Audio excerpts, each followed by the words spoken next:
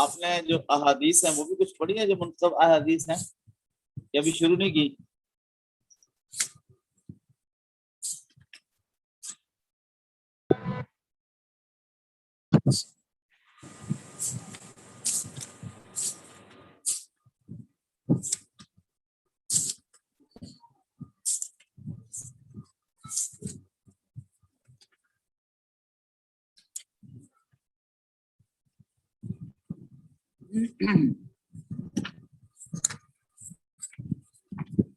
یہ سوال ہے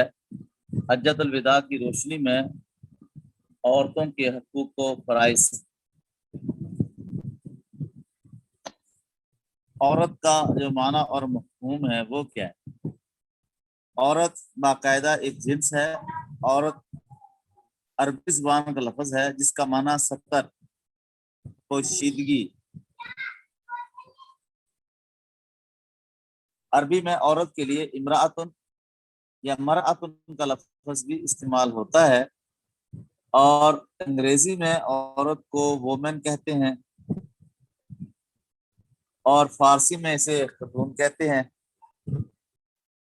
تو سب سے پہلی بات یہ کہ اسلام میں عورت کا مقام ہے کیا، پہلے تو اس بات کو جاننا ضروری ہے۔ اور پھر حجۃ الوداع کے موقع پر عورتوں کے جو حقوق تھے اس کو بیان کرنے کی ضرورت کیا تھی، یعنی اسپیشلی طور پر، خاص طور پر رسول اللہ صلی اللہ علیہ وسلم نے عورتوں کے حقوق ذکر فرمائے ہیں، تو اس کی بنیادی وجہ کیا تھی؟ تو کیونکہ قبل از اسلام عورت کا کوئی مقام اور مرتبہ نہیں تھا،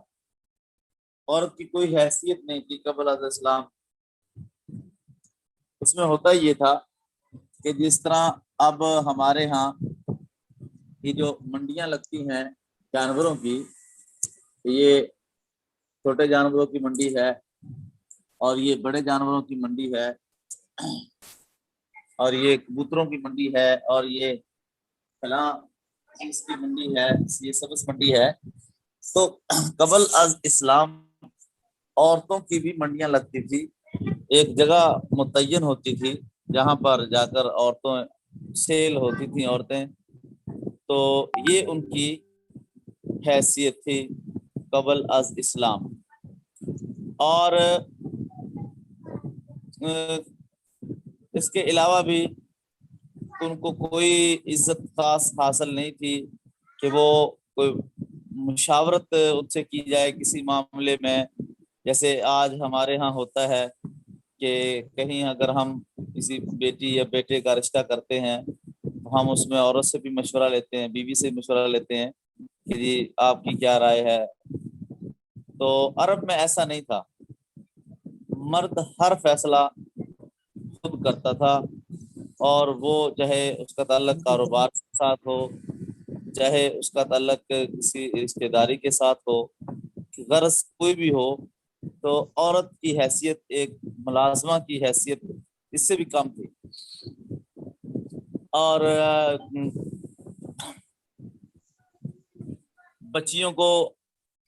بچیوں کے پیدا ہونے کو اس کو برا تصور کیا جاتا تھا، جیسے قرآن پاک میں بھی ہے اذا بشر احدهم الانثى ظل وجهه مسودا وهو كظيم يتوارى من القوم من سوء ما بشر به، کہ جب کسی آدمی کو اس بات کی خبر دی جاتی تھی کہ آپ کے ہاں لڑکی پیدا ہو گئی ہے، تو اس کا جو چہرہ ہوتا تھا اس کا رنگ تبدیل ہو جاتا تھا، ظل وجهه وهو قسیم، اس کا چہرے کا رنگ تبدیل ہو جاتا اور دل ہی دل کے اندر کڑتا تھا، جیسے آدمی کو کوئی غم لگ جائے، اور ہر وقت انسان سوتے بیٹھتے چلتے پھرتے اسی غم میں ہی مبتلا رہے، اور یہی غم ہر وقت اس پر غالب رہے۔ تو جب کوئی آگے اذا بشر احدهم الانثى، جب آ کر کوئی خوشخبری سناتا تھا کسی کو کہ جس کے ہاں لڑکی پیدا ہوئی ہوتی تھی، تو اس کا جو چہرہ تھا اس کا رنگ تبدیل ہو جاتا تھا اور دل ہی دل میں کڑتا تھا۔ یتوارا من القوم من سوء ما بشر بہ، اور وہ چھپتا تھا اپنی قوم سے کہ کوئی آ کر اس کو یہ نہ بتا دے کہ آپ کے ہاں لڑکی پیدا ہوئی ہے۔ اس حد تک وہ بچی کے پیدا ہونے کو، بیٹی کے پیدا ہونے کو ناپسند سمجھتے تھے، اور جب ان کو اس بات کا ادراک ہو جاتا، بتا دیا جاتا، اطلاع ان تک پہنچ جاتی کہ آپ کے ہاں لڑکی پیدا ہو گئی ہے، تو پھر کیا ہوتا کہ اس کے ذہن میں دو باتیں آتی، ایمسکہ علی ہون ام یدسہ فی التراب۔ ایک صورت تو یہ ہوتی تھی کہ اس کو زندہ دفن کر دے، یا دوسری صورت یہ ہے کہ ذلت برداشت کرے اور اس کو زندہ رکھ لے۔ تو اس آیت کی تفسیر میں مفسر نے ایک واقعہ لکھا ہے کہ ایک آدمی کی بچی تھی جس کی عمر تقریباً 6 سال کی تھی، تو اس نے اپنی اس بیٹی کو نہلایا، تیار کروایا، کپڑے پہنائے، اور اپنی بیوی سے کہا کہ اس کو میرے ساتھ بھیجو۔ ان کو بھی پتا تھا، ان کی ماؤں کو بھی، کہاں لے کے اس کو جا رہے ہیں، بیٹا اس کو پکڑو، میں سبق تو پڑھانا چاہوں۔ تو اب ذرا تھوڑا سا یہ تصور کریں اور غور کریں کہ جس کی ماں کو یہ پتا ہو کہ یہ جو میری بیٹی ہے جس کو میں نہلا رہی ہوں یا کپڑے پہنا رہی ہوں، اس کا جو باپ ہے اس کو زندہ ہی کو جا کے دفن کر دے گا، اس ماں کی اس وقت آج کے ہمارے زمانے میں اگر دیکھیں ابھی، تو کیا کیفیت اور حالت ہوگی اس کی ماں کی۔ یعنی کہ اگر کوئی آدمی اپنی بیوی سے کہے کہ میری یہ بیٹی اس کو تیار کرو، میں اس کو معاذ اللہ قتل کرنے کے لیے جا رہا ہوں، تو ماں کی کیا کیفیت اور حالت ہوگی اس کا ہم سوچ بھی نہیں سکتے۔ اور اگر ہم اب بھی اس زمانہ میں بھی دیکھیں کتنی عورتیں ایسی ہیں، کیونکہ اب ہم امام مسجدوں میں تو ہمارا چونکہ لوگوں کے ساتھ واسطہ رہتا ہے اور لوگ ہم سے اپنے گھریلو مسائل تک بھی ڈسکس کر لیتے ہیں، تو کتنی عورتیں اب بھی اس موجودہ زمانے میں بھی ایسی ہیں کہ جو اپنے خامند کے ساتھ ایک لمحے کے لیے بھی رہنا نہیں چاہتی، ایک لمحے کے لیے، لیکن صرف بچوں کی وجہ سے کہ ان کی اولاد ہو گئی ہے، تو وہ صرف یہ سوچتی ہیں کہ اگر میں اس سے طلاق لے کر کسی اور کے پاس جاتی ہوں تو میرے بچے جو ہیں مریں گے نہیں، یعنی ان کی جو زندگی ہے وہ جسے ہم کہتے ہیں وہ رول جائیں گے، حالانکہ رولیں گے بھی نہیں۔ تو وہ پوری زندگی اب بھی خامند کی ڈانٹ ڈپٹ، خامند کا مارنا یا خامند کا نشئی ہونا، کتنے جو لوگ ہیں جو نشہ کرتے ہیں، ڈکیتیاں کرتے ہیں، کیا کچھ نہیں کرتے، لیکن ان کی بیویاں ان کے ساتھ زندگی گزار رہی ہیں بچوں کی طرف دیکھ کے کہ اب بچے ہو گئے ہیں تو اب میں بچوں کی خاطر جو ہے نا پوری زندگی گزار دیتی ہوں۔ صرف اتنا بھی وہ گوارا نہیں کرتی کہ ہم اپنے کسی اور جگہ شادی کرا لیں، وہ سمجھتی ہیں کہ ہمارے بچے جو ہے نا رل جائیں گے۔ تو اب ذرا اس کنٹیکٹ میں جا کر دیکھیں کہ اس وقت ماں کی، مجھے بھی چائے دیں، تو اس وقت کی ماں کی کیا کیفیت اور حالت ہوگی جس وقت وہ اپنی بچی کو اس کو پتہ بھی ہے کہ اب اس کو جا کے زندہ کو دفن کر دیا جائے گا، اور وہ اس کو نہلا رہی ہے اور اس کو تیار کر رہی ہے، کتنی تکلیف میں ہوگی اس وقت وہ عورت، وہ بچی کی ماں۔ تو اس آیت کی تفسیر میں واقعہ لکھا ہے کہ ایک آدمی نے اپنی بچی کو تیار کروایا اور اپنے ساتھ لے گیا اور ایک جنگل کے اندر لے گیا اور وہاں جا کر گڑھا کھودا۔ اب اس گڑھا کھودنے میں، کیونکہ عرب کی جگہ پتھریلی ہے، پتھر زیادہ ہیں، تو اور گرمی بھی شدید پڑتی ہے، مشہور ہے عرب کی گرمی، تو اس کو پسینہ آ رہا ہے، اور علماء فرماتے ہیں کہ وہ بچی 6 سال کی جو بچی ہے وہ اپنے باپ کے پسینے کو صاف بھی کر رہی ہے اور پریشان بھی ہے کہ میرا باپ جو ہے وہ بڑی مشقت کر رہا ہے، گڑھا کھود رہا ہے، اور اس کو کھودنے میں بڑی تکلیف میرا ابو جو ہے وہ برداشت کر رہا ہے۔ پانی سے جب وہ گڑھا کھود جاتا ہے تو وہ اپنی بیٹی کو نیچے گڑھے کے اندر اتارتا ہے اور اس کو اتارنے کے بعد اپنی بیٹی سے کہتا ہے کہ بیٹی نیچے دیکھیں. تو جب بیٹی نیچے دیکھتی ہے تو سنگ دل باپ اپنے ہاتھوں سے اس کے اوپر مٹی ڈالنا شروع کر دیتا ہے اور وہ ابو ابو کہتی رہتی ہے اور یہ اپنے ہاتھوں سے زندہ کو ہی دفن کر کے مار کے واپس آ جاتا ہے. اس کنٹیکٹ میں آپ جا کر دیکھیں کہ ایک بیٹی کا یا ایک عورت کا جو مقام اور مرتبہ تھا وہ کیا تھا کہ بازار کے اندر اتنا کچھ سال 5-6 مہینے کسی نے رکھا, پھر اس نے آ کے دوبارہ منڈی میں اس کو بیچ دیا, پھر وہ کوئی اور عورت خرید کر لے گیا. یہ ایک حیثیت تھی. اور اسی طرح ایک واقعہ لکھا ہے ابو حمزہ نامی ایک شخص کا کہ اس کے ہاں لڑکی پیدا ہوئی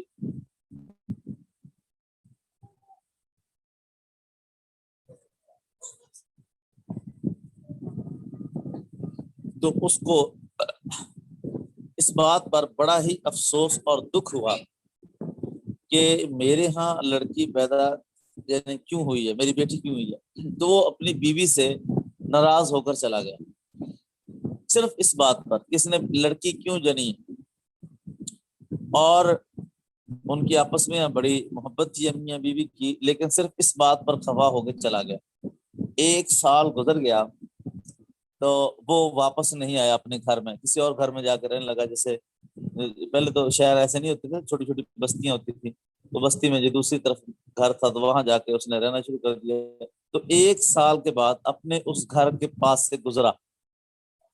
اب وہ جو عورت تھی اس کی جو بیوی تھی ابو حمزہ کی, تو وہ اس نے اپنی بیٹی کو اپنی گود کے اندر ڈالا ہوا ہے اور وہ اپنی بیٹی کو لوری دے رہی ہے. جیسے ہماری عورتیں اپنی اپنی زبان میں بچوں کو لوری دیتی ہیں, تو وہ عرب تھی تو وہ عرب کے اندر اپنی بچی کو لوری دے رہی تھی. اب یہ دیکھیں کہ وہ کتنے یعنی پرسوس الفاظ میں اور کتنے غم کے اندر وہ لوری دے رہی ہوگی. اور وہ کہہ رہی ہے کہ مالی ابی حمزہ لا یاتینا, ابو حمزہ کو کیا ہو گیا ہے کہ وہ ہمارے گھر نہیں آتا. یذل فی البیت الذی یلینا, حالانکہ وہ ساتھ والے ہی گھر میں رہتا ہے, یعنی اسی بستی میں دوسری سائڈ پہ وہ رہتا ہے. غضبانہ اللہ نلد البنینا, وہ مجھ سے صرف اس بات پر ناراض ہو کر گیا ہے کہ میں نے اس کے لیے لڑکا نہیں جانا. تاللہ ما ذالک فی ایدینا, اللہ کی قسم یہ بچے پیدا کرنا, لڑکے پیدا کرنا یہ میرے اختیار میں نہیں. انما نأخذ ما اوتینا, کہ بے شک ہم وہی لیتی ہیں جو اللہ ہمیں دیتا ہے. اللہ ہمیں بیٹی دیتا ہے ہم بیٹی جان لیتی ہیں, اللہ ہمیں بیٹا دیتا ہے تو ہم بیٹا جان لیتی ہیں. تو آپ دیکھیں کہ کتنے افسوس کے اندر اور کتنی پریشانی کے اندر وہ یہ اشعار پڑھ رہی ہوگی. تو بیٹا اب یہ تھا قبل از اسلام عورت کی حیثیت, یعنی کوئی حیثیت اس کی نہیں تھی. اب اس لیے حجۃ الوداع کے موقع پر اس بات کی ضرورت تھی کہ اس پہلو کو بڑی تفصیل کے ساتھ جو ہے وہ ذکر کیا جائے کہ عورتوں کے حقوق جو ہے وہ بتائے جائیں.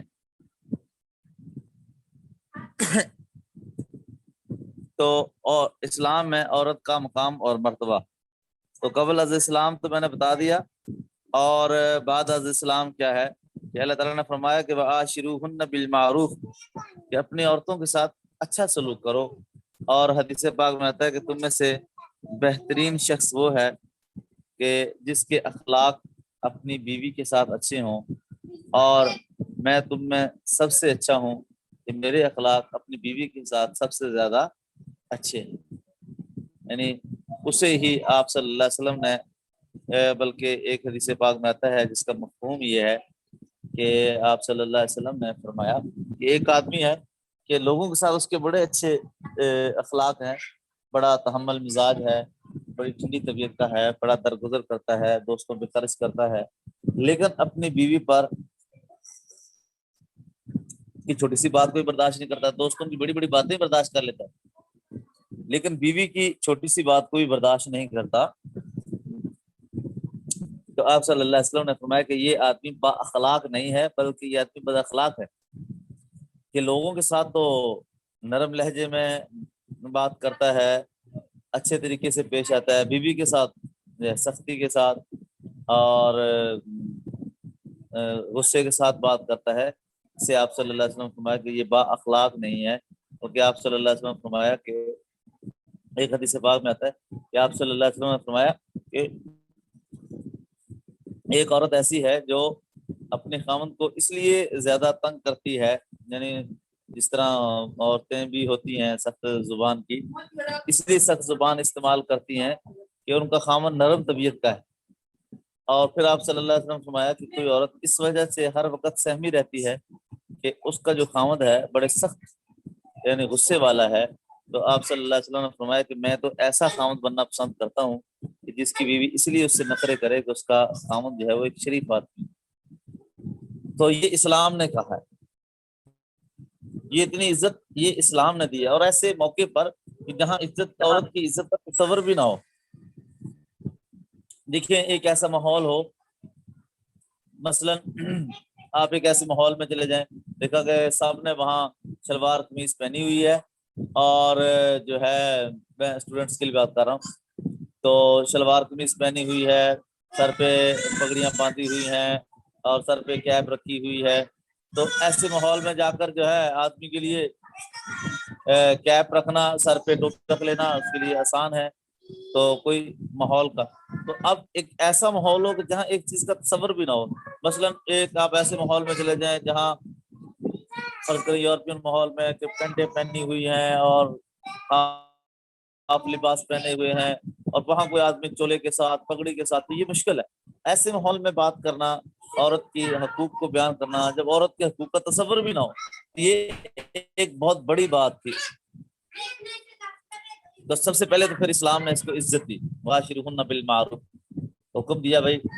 ان کے ساتھ درگزر کرنے والا اور اچھا معاملہ آپ نے کرنا ہے، ان سے باہمی مشورہ کرنا ہے، وشاورہم فی الامر، آپ جو کام کریں اپنی بیوی سے مشورہ کریں، اپنے گھر والوں سے مشورہ کریں۔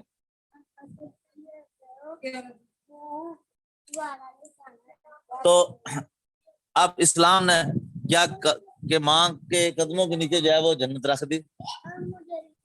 اور پھر اسلام نے ایسی عزت دی کہ آپ صلی اللہ علیہ وسلم نے فرمایا کہ جس آدمی کی 3 بیٹیاں ہوں ان کی صحیح تربیت کرے، اور ایک حدیث پاک میں آتا ہے جس کی 2 بیٹیاں ہوں ان کی صحیح تربیت کرے، فرمایا کہ میں اور وہ بیٹیوں کی تربیت کرنے والا، 2 یا 3 بیٹیوں کی تربیت کرنے والا، فضم اصابعہ، رسول اللہ صلی اللہ علیہ وسلم نے اپنی 2 انگلیاں یعنی ایک شہادت والی انگلی اور اس کے ساتھ والی انگلی اکٹھی کر کے ایسے ملا کر فرمایا کہ میں اور وہ کون جو بیٹیوں کی تربیت کرنے والا ہے 2 کی یا 3 کی، فرمایا میں اور وہ ایک ساتھ ایسے ہوں گے، یعنی اکٹھے ہوں گے قیامت میں حشر میں۔ تو کتنا بڑا اعزاز ہے۔ اور بہنوں کے بارے میں بھی آپ صلی اللہ علیہ وسلم نے فرمایا جس کی 2 بہنیں ہوں یا 3 بہنیں ہوں اور صحیح تربیت کرے،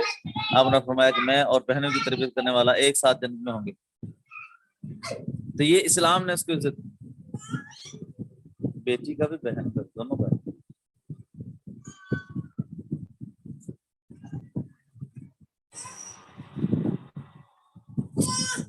تو یہ بعد از اسلام ہے کہ کیا کہ جنت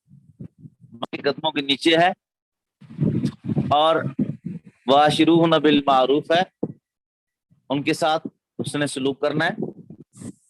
اور ان سے وشاورہم فی الامر ہے، ان کے ساتھ مشورہ کرنا ہے، اور فرمایا کہ تم میں سے سب سے بہترین شخص وہ ہے جس کے اخلاق اچھے ہوں، اور تم میں اچھے اخلاق اس کے ہیں جس کے اخلاق اپنی بیوی کے ساتھ جو ہے وہ اچھے ہوں۔ تو یہ ہے بعد از اسلام، جو اسلام نے عورت کو عزت دی ہے۔ اب حجۃ الوداع کے موقع پر جو رسول اللہ صلی اللہ علیہ وسلم نے آپ صلی اللہ علیہ وسلم نے حج کے موقع پر 9 ذی الحجہ 10 ہجری میدان عرفات میں یہ خطبہ آپ نے ارشاد فرمایا،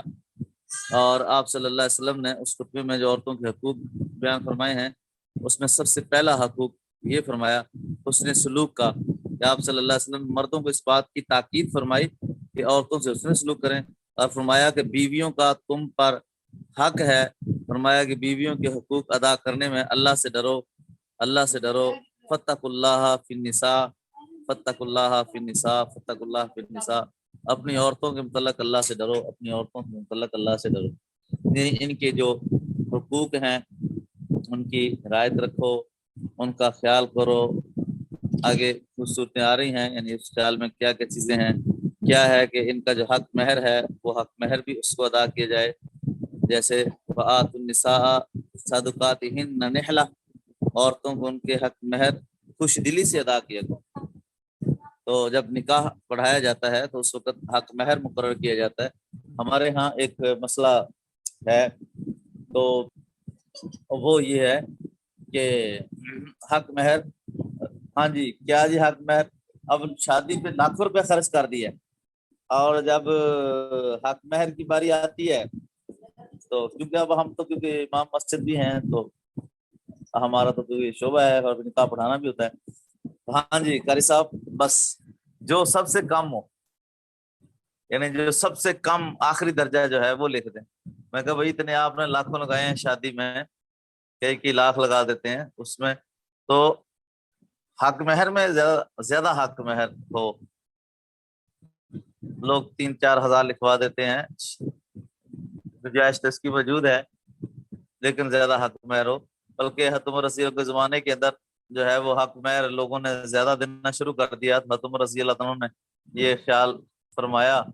کہ بھئی اگر یہ سلسلہ آگے چلتا رہا تو غریب لوگ بیچارے حق مہر ادا نہیں کر سکیں گے، اگر اتنا حق مہر زیادہ ہو گیا تو لوگوں کو مسجد نبوی میں جمع فرمایا اور خطبہ ارشاد فرمایا کہ بھئی آج کے بعد جو ہے کوئی آدمی جو ہے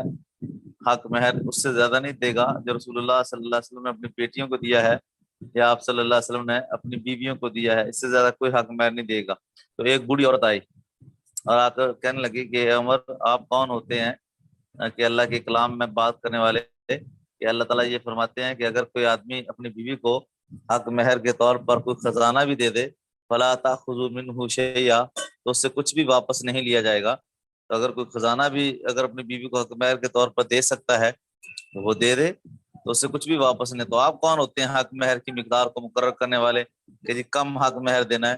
تو حضرت عمر رضی اللہ تعالیٰ نے یہ نہیں فرمایا کہ اس کو پکڑ لو کہ امیر المومنین کس نے بے ادبی کر دی ہے، نہیں، بلکہ آپ رضی اللہ تعالیٰ مسکرائے اور فرمایا کہ کل الناس اعلم من العمر، ہر آدمی عمر سے زیادہ جانتا ہے، حتی العجائزہ، حتیٰ کہ یہ بوڑھی عورت بھی عمر سے زیادہ جانتی ہے کہ کیسے عمر کی طرف عمر کی توجہ کر دی ہے کہ اللہ تعالیٰ نے فرمایا کہ کوئی آدمی جتنا چاہے حق مہر خزانے کے طور پر، خزانے بھی اگر کسی کو حق مہر کے طور پر دینا چاہتا ہے تو وہ دے سکتا ہے۔ پھر آپ نے فرمایا کہ بھائی جو آدمی جتنا حق مہر دینا چاہتا ہے وہ دے دے۔ تو حق مہر دینا، تو اس میں یہ ہو کہ زیادہ سے زیادہ جو ہے وہ حق مہر جو ہے وہ دیا جائے۔ قرآن پاک کی اس آیت میں بھی ہے وآتوا النساء صدقاتہن نحلہ، خوشی،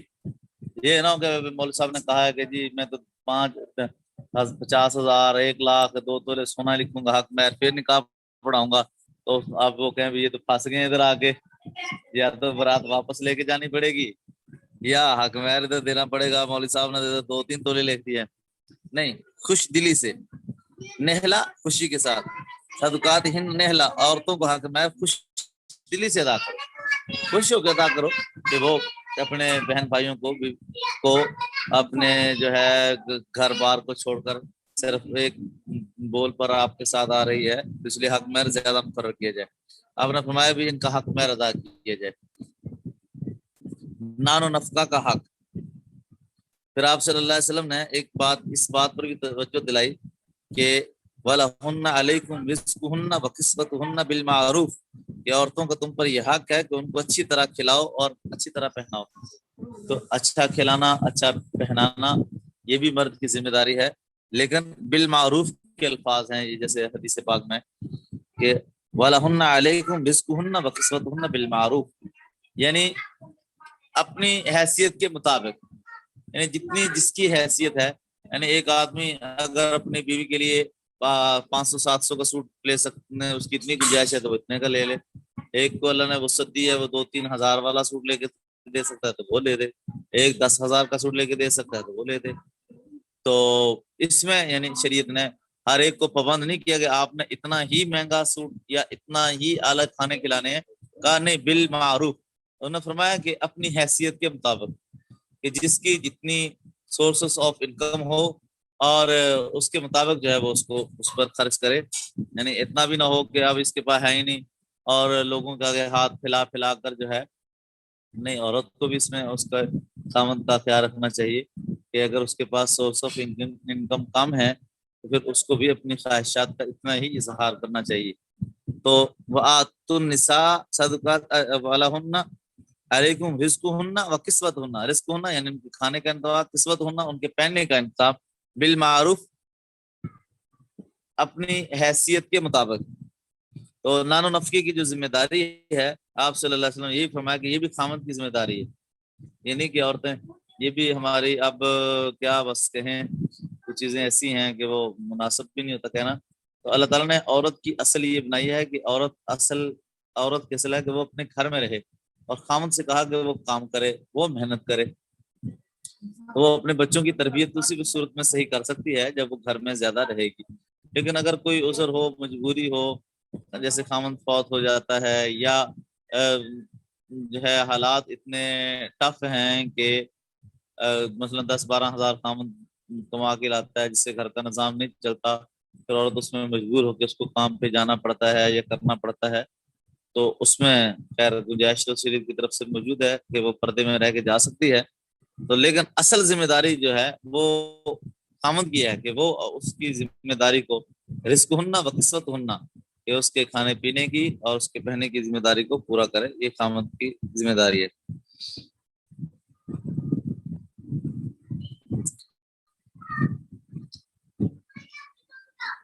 हाँ, अच्छा, और आप सल्लल्लाहु अलैहि वसल्लम ने औरतों को इस बात की भी ताकीद फरमाई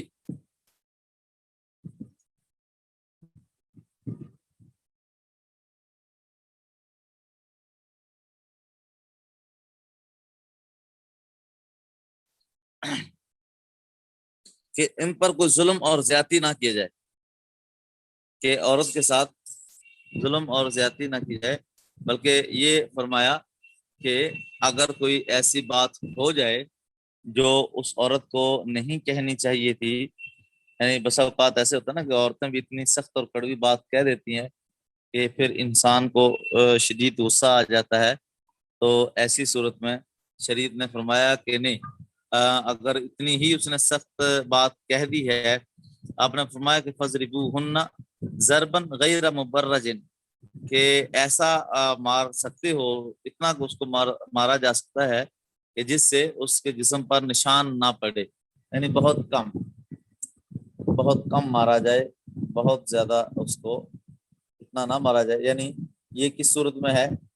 ये उस सूरत में है, यानी उसमें ना शरीयत ने मुख्तलिफ सूरतें हैं जिक्र की हैं शरीयत इस्लामी में। यहाँ तो क्योंकि ये हिंट्स के तौर पर हम इसको जिक्र कर रहे हैं ना, तो अगर इसको थोड़ा सा मजीद इसकी वजाहत करें तो उसमें यह है कि अगर मियाँ बीवी का आपस में इख्तलाफ होता है और झगड़ा बढ़ जाता है, हो भी जाता है ऐसा, इंसान है, मिजाज बस औकात एक दूसरे के मुतजाद हो जाता है और इंसान को गुस्से वाली बात पर गुस्सा आ भी जाता है, मर्द को भी आ जाता है, औरत को भी आ जाता है, ऐसी सूरत हाल पैदा हो भी जाती हैं। तो उसमें पहली सूरत शरीफ ने ये कही कि उसका बिस्तर अलहदा कर दो, यानी उसको अलहदा, अगर कमरे अलहदा हों तो उसको अलहदा कमरे में सुला दो औरत को, और मर्द के लिए वो अलहदा कमरे, उसके पास मतलब उसके कमरे में ही ना जाए, उससे उसको ऐसे तंबीह करे। फिर उसके बाद क्या है कि अगर कोई फिर भी नहीं वो समझती, तो फिर यानी जो फ्रीकैन है उनकी तरफ से उनको बताया जाए कि भाई ये जैसे अपने माँ बाप को आदमी बताया कि मेरी बीवी ऐसे है, मतलब झगड़ा करती है, यानी वो समझता है कि बहुत ज्यादा इख्तलाफ बढ़ रहे हैं, तो वो फिर उनके वालिदैन से, औरत के वालिदैन से बात करेंगे। इस तरह ये शरीयत का ना एक लंबा प्रोसीजर है, ऐसे नहीं भी तलाक दे दो छोड़ दो भी इसकी मनती नहीं, नहीं नहीं, उसका एक लंबा प्रोसीजर है। پھر فرمایا کہ نہیں، اس کو ہلکا مارو، اتنا مارو کہ جیسے اس حدیث پاک میں ہے حجۃ الوداع کے موقع پر آپ نے فرمایا کہ فضربوہن ضربا غیر مبرج، اتنا مارو کہ اس کے جسم پر نشان نہ پڑے۔ اصل میں بات یہ ہے کہ اگر کسی آدمی نے بیٹا پیچھے کرو، اگر کسی آدمی نے فرض کرا اپنے باپ کی طرف ایسے ہاتھ سے اشارہ کر دیا، باپ کو مارا نہیں لیکن باپ کی طرف سے اشارہ کر دیا جیسے اپنے باپ کو مار رہا ہے، تو سمجھو اس نے تھپڑ مار دیا۔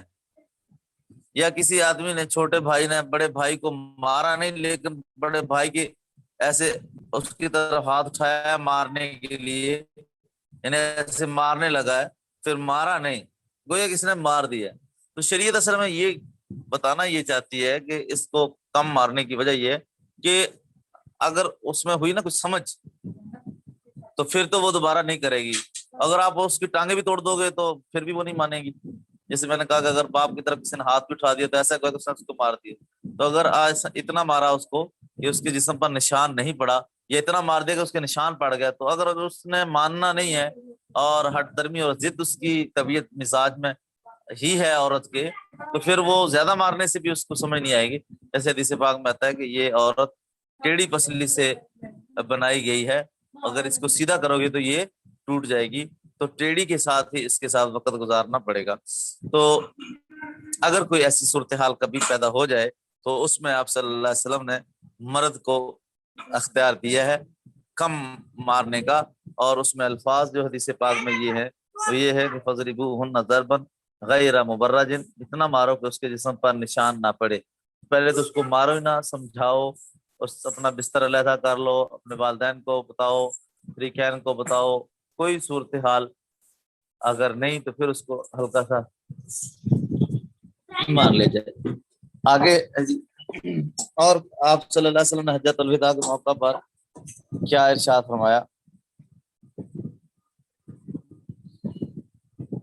اور فرمایا کہ عورتوں کو بھی کچھ آپ صلی اللہ علیہ وسلم نے ذمہ داری ذکر فرمائی کہ عورتیں بھی اس بات کا خیال رکھیں کہ اپنے بستر پر کسی اور آدمی کو آنے نہ دیں، یعنی اور آپ صلی اللہ علیہ وسلم نے فرمایا کہ جس آدمی کے گھر آنے کو اس کا خاوند اچھا نہ سمجھتا ہو، عورت کو بھی چاہیے کہ وہ اس کے آنے کو اچھا نہ سمجھے۔ مثلاً ایک آدمی ہے، جیسے اب ہمارے ہاں ہوتا ہی ہے کہ کزن وہ آتے جاتے رہتے ہیں، آپ فرض کرو کہ میں سمجھتا ہوں کہ یہ جو ہمارا کزن ہے یا عزیز رشتے دار ہے تو وہ مطلب کہ اچھی طبیعت کا نہیں ہے، مجھے اس کے بارے میں کچھ شبہ، مطلب میں سمجھتا ہوں کہ یہ اس کا آنا مناسب نہیں ہے، ٹھیک ہے، تو عورت بھی اس کے نہ آنے کو نامناسب ہی سمجھے۔ یہ ارشاد فرمایا آپ صلی اللہ علیہ وسلم نے کہ وہ اپنی عزت و آبرو کی بھی حفاظت کرے، اپنی پاک دامنی کو یقینی بنائے۔ اور حجۃ الوداع کے موقع پر آپ نے فرمایا کہ عورت اس شخص کو اپنے گھر آنے کی اجازت نہ دے جس کے آنے کو اس کا خاوند اچھا نہیں سمجھتا۔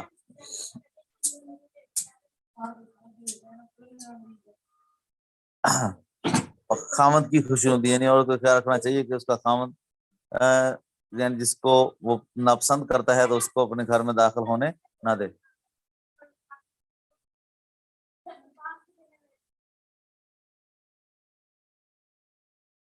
ہاں، اور عورت کی ذمہ داری آپ صلی اللہ علیہ وسلم ساتھ یہ بھی ارشاد فرما دی کہ عورتیں جو ہیں وہ اپنے شوہر کے مال کی بھی حفاظت کریں گی اور اپنی عزت و آبرو کی بھی حفاظت کریں گی۔ اور بلکہ آپ نے وہ آیت میں پڑھا بھی ہوگا جس میں وہ یہ تھا کہ انبیاء علیہ الصلوۃ والسلام نے بھی یہ دعا مانگی ہے، ربنا حب لنا من ازواجنا وذریاتنا قرۃ اعین وجعلنا للمتقین اماما، کہ انبیاء نے بھی دعا مانگی ہے کہ اللہ ہماری جو بیویاں ہیں اور ہماری جو اولاد ہے انہیں ہماری آنکھوں کی ٹھنڈک بنا، یعنی کوئی آدمی ہمیں آ کے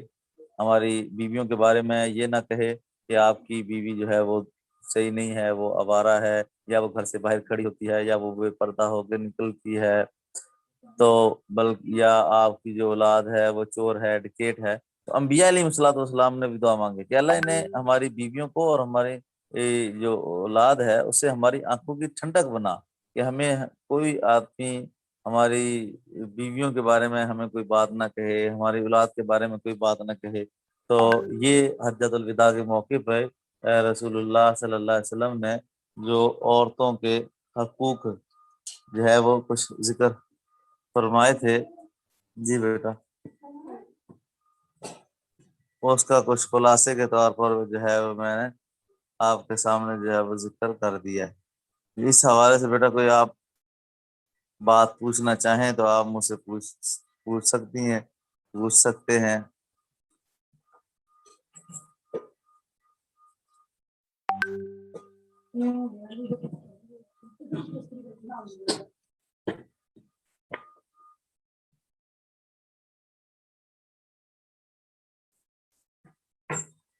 اچھا، یہ عورتوں کے حقوق تھے، اور حجۃ الوداع کے موقع پر جو مکمل خطبہ ہے اس کو بھی میں آپ کے سامنے ذکر کر دیتا ہوں کہ آپ صلی اللہ علیہ وسلم نے حجۃ الوداع کے موقع پر جو اور چیزیں ارشاد فرمائی ہیں۔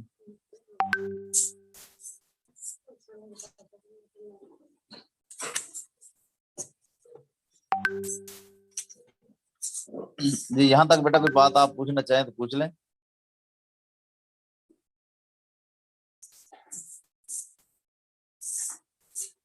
جی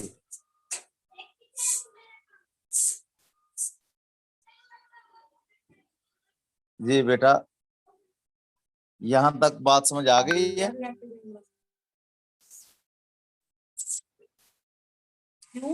ٹھیک ہے۔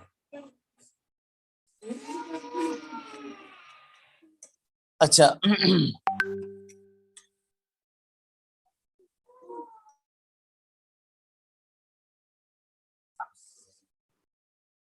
السلام علیکم۔ آپ نے بیٹا بتایا نہیں کہ بھئی یہ کال کٹ گئی ہے۔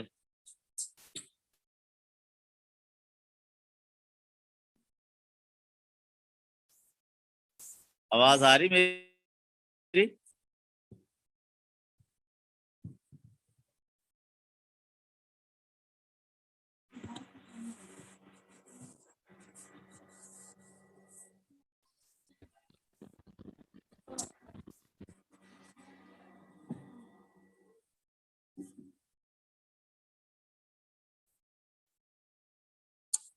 تو کہاں تک آپ نے میری بات سنی تھی؟ اب مجھے تو پتہ بھی نہیں ہے، میں تو بعد میں دیکھا کہ بھئی تو کال کٹی ہوئی ہے آپ کی۔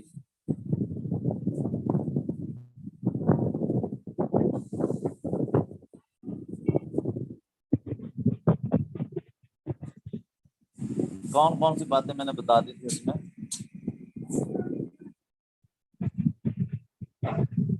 ہاں، تو باقی میں نے تو سارے حقوق بتا دیے تقریباً، سود کے حوالے سے، وراثت کے حوالے سے۔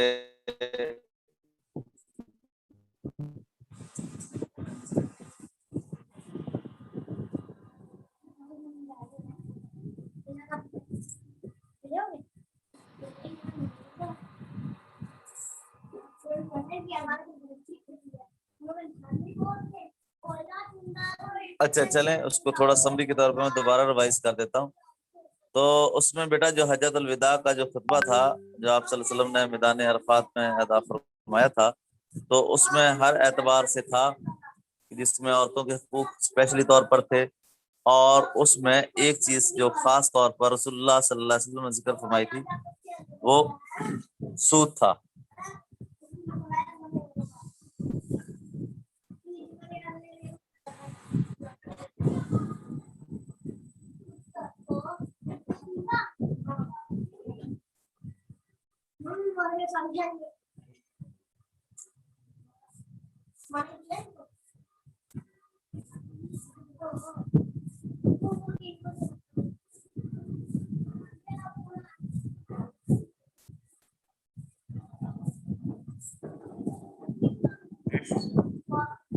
تو سود کی رسول اللہ صلی اللہ علیہ وسلم نے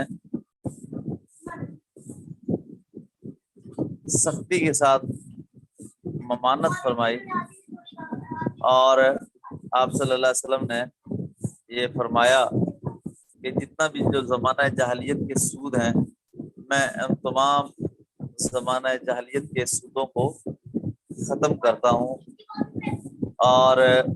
میرے چچا حضرت عباس رضی اللہ عنہ کا جو لوگوں نے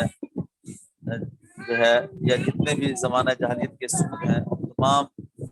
سودوں کو میں ختم کرتا ہوں۔ اور سود کی ممانت قرآن پاک میں بھی ہے، اور احادیث نبویہ صلی اللہ علیہ وسلم میں آپ صلی اللہ علیہ وسلم نے فرمایا کہ کوئی آدمی اپنی ماں کے ساتھ معاذ اللہ 35 مرتبہ اگر کوئی بدفعلی کرتا ہے تو جتنا گناہ اس کو ہوا ہے، سود کا ایک لقمہ کھانے والے کو اس سے بھی زیادہ جو ہے وہ گناہ ہوا ہے۔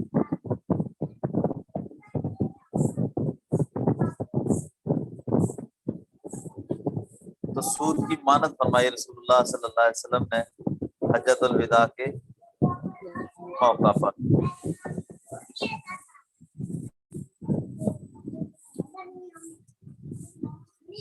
اور اس کے ساتھ جو ناحق قتل کیے جاتے تھے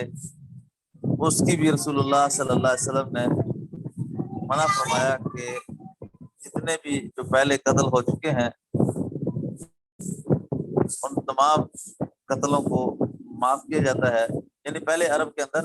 پانی پلانے پر بھی جو ہے ایک دوسرے کو کہ آپ کے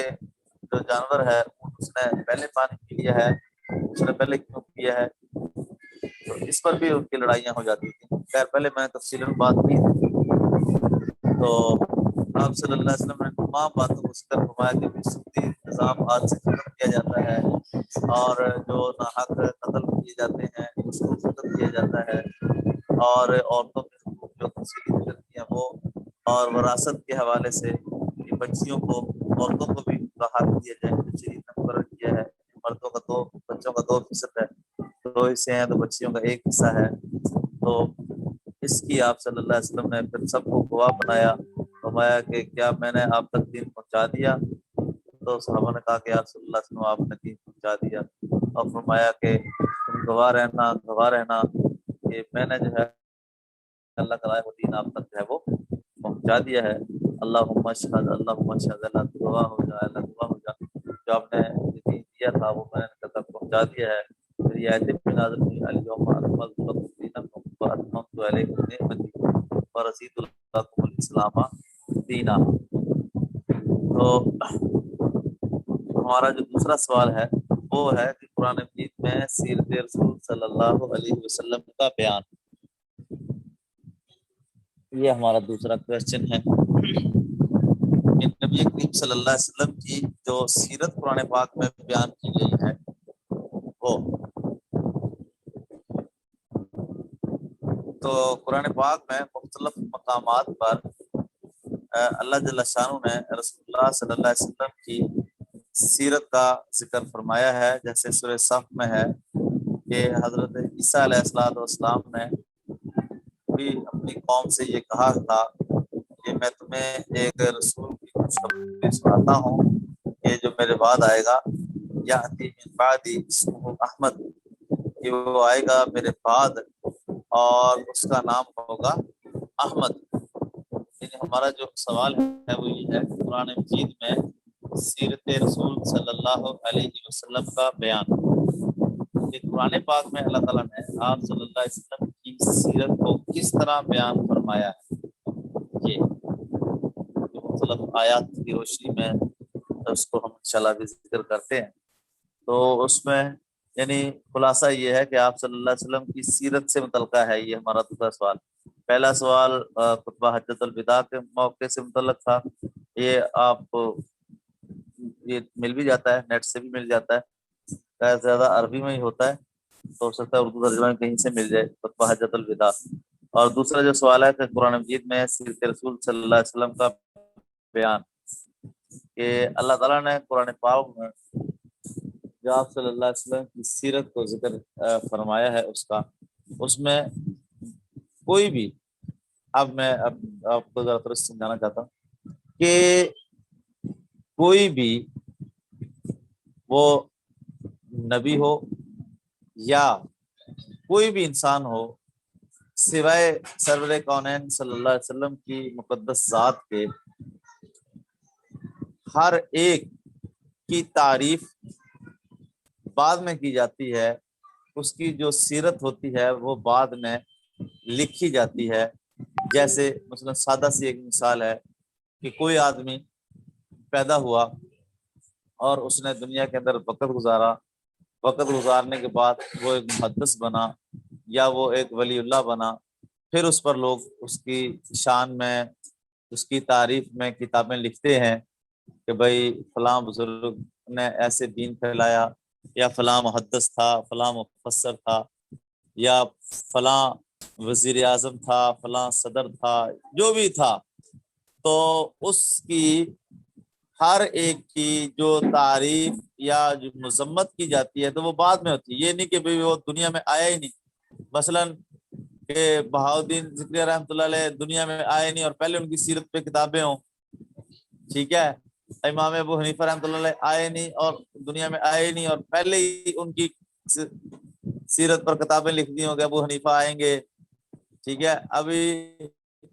ابو بکر صدیق دنیا میں آئے نہیں اور پہلے ہی ابو بکر صدیق کے فضائل لکھ دی. ایسا نہیں ہے، ایسا نہیں ہے. انبیاء علیہ الصلوۃ والسلام میں بھی نہیں ہے کہ بھئی ابھی وہ نبی دنیا میں آیا ہی نہیں ہے اور پہلے اس کی تعریفیں نہیں. صرف ایک ہستی ہے رسول پاک صلی اللہ علیہ وسلم کی کہ ابھی آپ صلی اللہ علیہ وسلم اس کائنات میں تشریف لائے ہی نہیں ہے اور تعریفیں پہلے ہو رہی ہیں. اور تعریفیں سورۃ صف میں آپ نے پڑھا ہی ہوگا کہ حضرت عیسیٰ علیہ السلام اپنی قوم کو خوشخبری سنا رہے ہیں کہ میں تمہیں مبارکباد دیتا ہوں، تمہیں خوشخبری دیتا ہوں کہ میرے بعد ایک نبی آئے گا، یأتی من بعدہ اسمہ احمد، کہ میرے بعد ایک نبی آئے گا اور اس کا نام ہوگا احمد. تو ابھی تو آپ آئے تشریف لائے نہیں، یعنی 571 سال جو آپ کی کتابیں پڑھتے ہیں کہ عیسیٰ علیہ السلام کے رفع آسمان کی طرف اٹھائے جانے کے بعد کا جو زمانہ ہے 571 سال ہے. تو اب اس سے پہلے جو انجیل نازل ہوئی حضرت عیسیٰ علیہ السلام، تو انجیل میں بھی تعریف ہو رہی ہے. انجیل میں کیا تعریف ہو رہی ہے کہ عیسیٰ علیہ السلام اپنی قوم سے کہہ رہے ہیں کہ میرے بعد ایک رسول آئے گا، میں تمہیں خوشخبری سناتا ہوں ایک رسول کی، یاتی من بعدی، وہ آئے گا میرے بعد، اسمہ احمد، اور اس کا نام ہوگا احمد. اور جو ہے جیسے میں نے ابھی ذکر کیا کہ صرف آپ صلی اللہ علیہ وسلم کی ذات اقدس کو ہی یہ مقام حاصل ہے کہ آپ کے دنیا میں تشریف لانے سے پہلے ہی آپ کی تعریفیں ہو رہی ہیں. اور نام اب کیا فرمایا کہ من یاتی من بعدہ اسمہ احمد. تو احمد کسے کہتے ہیں؟ احمد اسے کہا جاتا ہے کہ جس نے اس کائنات میں سب سے زیادہ اللہ جل شانہ کی تعریف بیان کی ہو، اسے احمد کہا جاتا ہے.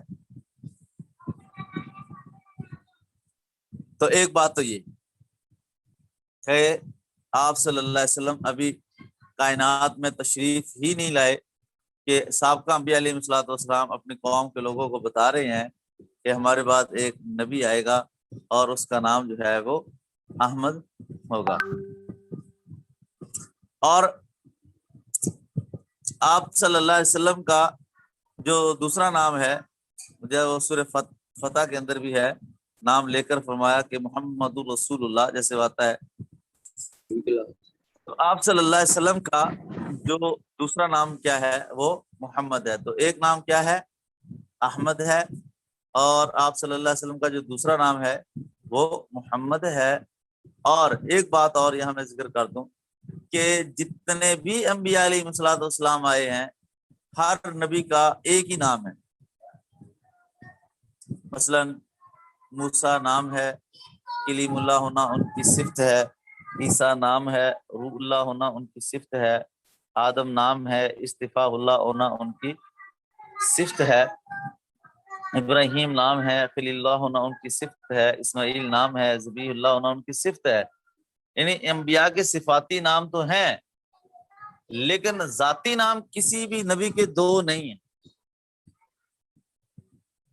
کسی کے بھی ذاتی نام دو نہیں ہیں.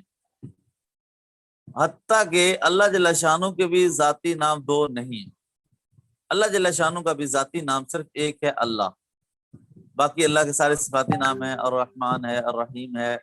الملک ہے، القدوس ہے، السلام ہے، المؤمن ہے، المہیمن ہے، العزیز ہے، الجبار ہے، المتکبر ہے، الخالق ہے، الباری ہے، المصور ہے، الغفار ہے، القہار ہے، الوہاب ہے، الرزاق ہے، الفتاح ہے، العلیم ہے، قابض باسط الی آخری۔ جتنے بھی نام ہیں یہ سارے اللہ جل شانہ کے بھی صفاتی نام ہیں۔ اللہ جل شانہ کا بھی ذاتی نام صرف ایک ہی ہے، اللہ۔ اور جتنے بھی انبیاء علیہ الصلوۃ والسلام ہیں ان سب کا بھی ذاتی نام بھی ایک ہی ہے، لیکن ایک ہستی ہے رسول پاک صلی اللہ علیہ وسلم کی، یا آپ صلی اللہ علیہ وسلم کے ذاتی نام بھی دو ہیں، کہ محمد اور احمد۔ تو محمد کسے کہتے ہیں اور احمد کسے کہتے ہیں؟ تو احمد اسے کہتے ہیں جس نے اس کائنات میں سب سے زیادہ اللہ تعالیٰ کی تعریف بیان کی ہو، اسے احمد کہتے ہیں، اور جس کی سب سے زیادہ تعریف اللہ جل شانہ نے بیان کی ہو اسے محمد کہتے ہیں۔ تو پہلی بات کیا ذکر کی میں نے آپ صلی اللہ علیہ وسلم کی سیرت کے حوالے سے، کہ آپ صلی اللہ علیہ وسلم ہی کی ایک ذات ایسی ہے کہ آپ ابھی کائنات میں تشریف نہیں لائے کہ آپ کی سیرت سابقہ انبیاء علیہ والسلام جو ہے وہ بیان کر رہے ہیں۔ یہ اعزاز صرف اور صرف رسول پاک صلی اللہ علیہ وسلم کو حاصل ہے، اور اس کائنات میں کسی کو بھی یہ اعزاز حاصل نہیں ہے کہ وہ شخص اس کائنات میں ابھی آیا ہی نہ ہو اور پہلے ہی اس پہ کتابیں لکھی جا رہی ہوں اور اس کی تعریفیں کی جا رہی ہوں۔ تو صرف ایک ہی ہستی ہے جو رسول اللہ صلی اللہ علیہ وسلم کی ہے، یاتی من بعدہ اسمہ احمد، کہ میرے بعد ایک نبی آئے گا، عیسیٰ علیہ السلام فرما رہے ہیں کہ ان کا نام احمد ہوگا۔ اور پھر قرآن پاک میں دوسرا جو ذاتی نام ہے وہ آپ صلی اللہ علیہ وسلم کا محمد رسول اللہ، وہ نام لے کر بھی اللہ جل شانہ نے ذکر فرما دیا۔ اور اس میں جو میں نے بات آپ کو سمجھانے کی کوشش کی ہے وہ یہ کی ہے کہ آپ صلی اللہ علیہ وسلم کی ذات مبارکہ ہی صرف ایک ایسی ذات ہے کہ جس کے جو ذاتی نام ہیں وہ بھی دو ہیں۔ آپ صلی اللہ علیہ وسلم کے بھی صفاتی نام ہیں، جیسے حامد ہے، محمود ہے، قاسم ہے، عاقب ہے، فاتح ہے، حاشر ہے، شاہد ہے، بشیر ہے، نذیر ہے، دائن ہے، شافن ہے، منجن ہے، ناہن ہے، طٰہٰ ہے، تاسین ہے، حامیم ہے، یاسین ہے، مزمل ہے، مدثر ہے، عبداللہ ہے، نجی اللہ ہے، صفی اللہ ہے، حبیب اللہ ہے، مامون ہے، حق ہے، معلوم ہے، کریم ہے۔ جتنے بھی ہے آپ صلی اللہ علیہ وسلم کے جو صفاتی نام وہ اپنی جگہ پر ہیں، موجود ہیں، لیکن آپ صلی اللہ علیہ وسلم کے ذاتی نام دو ہیں جو اللہ تعالیٰ نے، یعنی جو یہ جو آیت سے ثابت ہیں، یعنی من بعدہ اسمہ احمد نے آپ صلی اللہ علیہ وسلم کے ذاتی نام بھی دو ذکر فرمائے۔ پھر اس کے بعد قرآن پاک میں آپ صلی اللہ علیہ وسلم کی جو سیرت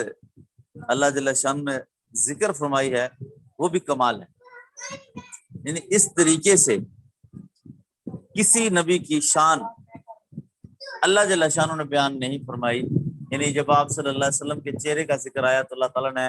والضحیٰ فرمایا، اور جب آپ صلی اللہ علیہ وسلم کی زلفوں کا ذکر آیا تو واللیل فرمایا، آپ کے دانتوں کا ذکر آیا تو یاسین فرمایا، اور آپ کے سینے کا ذکر آیا تو علم نشرح لک صدرک فرمایا،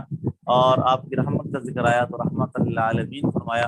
آپ کے اخلاق کا ذکر آیا تو انک لعلی خلق عظیم فرمایا، آپ کی شفقت کا ذکر آیا تو فلعلک باخع نفسک علی آثارہم ان لم یؤمنوا بہذا الحدیث آسفا فرمایا، آپ کی چادر کا ذکر آیا تو یا ایھا المدثر فرمایا، آپ کے یا ایھا المزمل فرمایا، آپ کے کمبل کا ذکر آیا تو یا ایھا المدثر فرمایا، آپ کے دن کا ذکر آیا تو ان لک فی النہار سبحا طویلا فرمایا، آپ کی رات کا ذکر آیا تو قم اللیل الا قلیلا فرمایا، آپ کے کپڑوں کا ذکر آیا تو وثیابک فطہر فرمایا، آپ کی گردن کا ذکر آیا تو وہ جو ہے آپ دل کا ذکر آیا نازل بہ روح الامین علی قلبک فرمایا۔ یعنی آپ صلی اللہ علیہ وسلم کی اللہ جل شانہ چہرے کی تعریف فرما رہے ہیں، آپ کی زلفوں کی تعریف فرما رہے ہیں، آپ کے دانتوں کی تعریف فرما رہے ہیں، آپ کے سینے کی تعریف فرما رہے ہیں، اور آپ کی شفقت کی ذکر تعریف فرما رہے ہیں، آپ کی رحمت کی تعریف فرما رہے ہیں، آپ کی چادر کی تعریف فرما رہے ہیں، کہ کمبل کی تعریف فرما رہے ہیں، آپ کی کمر کی، آپ کے دل کی، یعنی اس طرح تعریف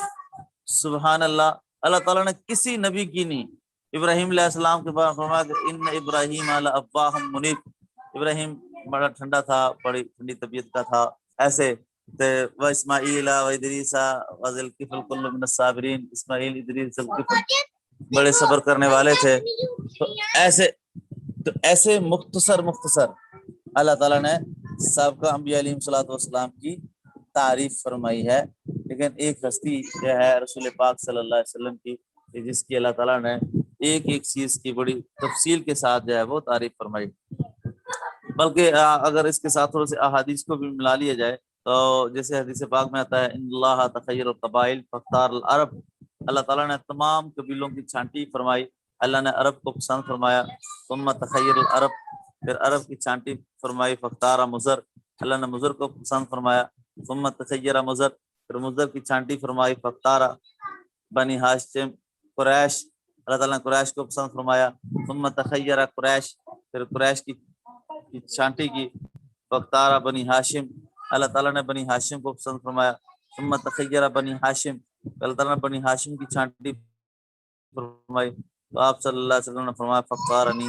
اللہ نے مجھے چنا ہے، انا خیرکم ابا و نفسا، میں اپنی ذات کے اعتبار سے سب سے اعلیٰ ہوں اور خاندان کے اعتبار سے بھی میں سب سے اعلیٰ ہوں، اور آپ صلی اللہ علیہ وسلم کا جو خاندان ہے وہ کیا ہے؟ محمد صلی اللہ علیہ وسلم، محمد بن عبداللہ بن عبد المطلب بن ہاشم بن عبد مناف بن قصی بن کلاب بن مرہ بن کعب بن لبی بن غالب بن فہر بن مالک بن نظر بن کنانہ بن خزیمہ بن مدرکہ بن الیاس بن مزر بن نزار بن معد بن عدنان بن عبد بن حمیسہ بن سلمان بن عوس بن بوس بن کمبال بن ببئی بن عوام بن ناشد بن حذاء بن بلداس بن یدلا بن طابق بن جاہم بن ناہش بن ماخی بن عیفی بن عبکر بن عبید بن دعاء بن حمدان بن سمبر بن یسربی بن یحزن بن یلہن بن ارعوا بن عیسی بن زیشان بن عیسر بن اقنات بن ایہام بن دار بن سامع بن مزی بن مزی بن عوض بن ایرام بن کدار بن اسماعیل بن ابراہیم بن آزر بن نحور بن سروج بن رعو بن فائد بن عابر بن ارفکشاد بن سام بن نوح بن لامک بن متوشالہ بن اخنوف بن یارو بن ملحائیل بن کینان بن آنوش بن شیش بن آدم علیہ الصلوۃ والسلام، کہ انا خیرکم ابن و نفسن، کہ میں خاندان کے اعتبار سے بھی سب سے اعلیٰ ہوں اور ذات کے اعتبار سے بھی سب سے اعلیٰ ہوں، جیسے کہ حدیث پاک میں آتا ہے سیدہ آمنہ رضی اللہ تعالیٰ فرماتی ہیں کہ رسول اللہ صلی اللہ علیہ وسلم میری گود میں تھے اور جو ہے چھت پھٹی اور ایک بادل آئے، انہوں نے آپ صلی اللہ علیہ وسلم کو اپنی لپیٹ میں لیا